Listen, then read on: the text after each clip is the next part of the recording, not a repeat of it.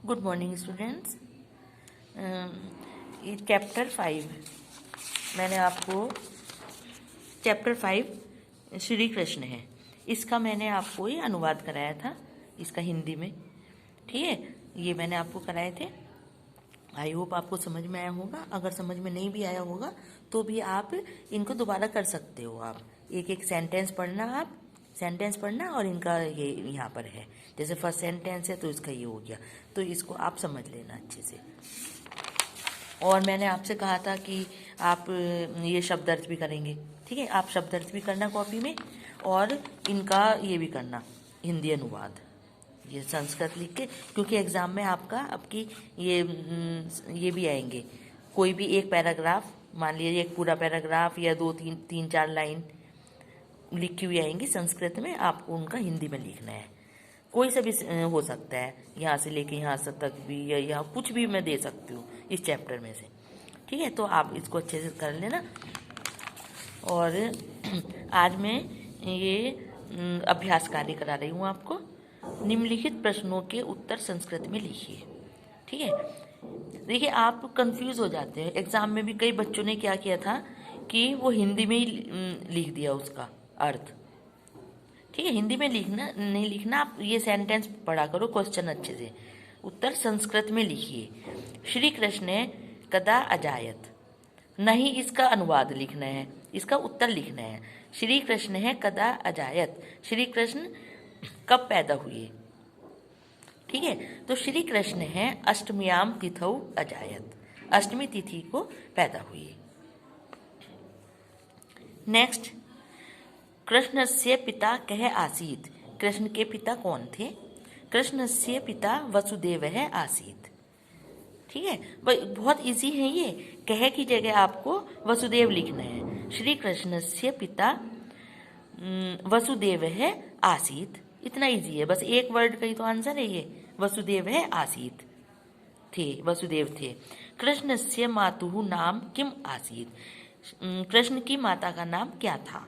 ठीक है, कृष्णस्य मातुः नाम, कृष्णस्य मातुः नाम यहाँ तक लिखना है। ये किम की जगह आपको लिखना है देवकी।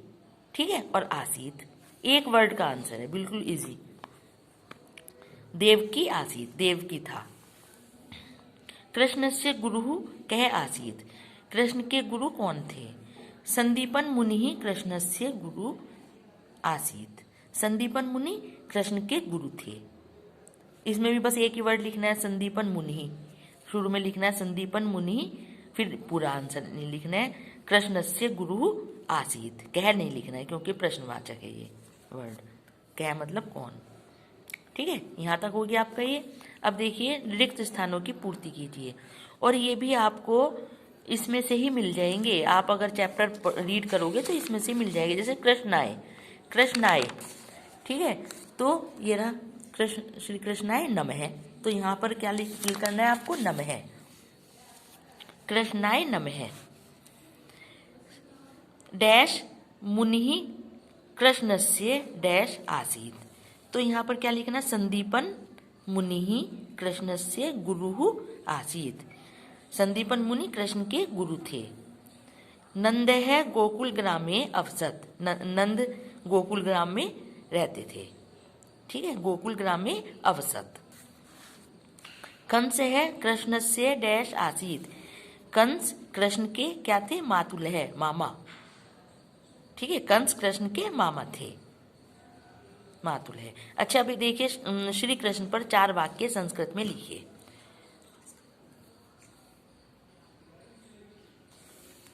ठीक है, श्री कृष्ण पर 4 वाक्य संस्कृत में लिखिए।